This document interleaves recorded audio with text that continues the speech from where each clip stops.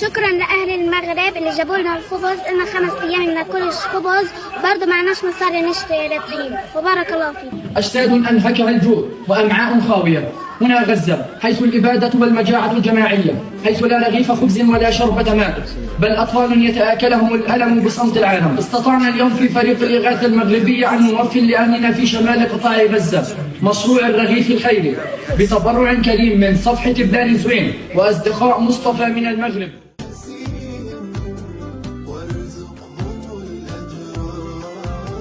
جبرا بهم جبرا قد أبدعوا الصبر، يا رب واسهم وارزقهم الأجر. والله الوضع صعب داخل قطاع غزة، الوضع كارثي وأكثر مما نتخيله وكنا نشاهده في الإعلام.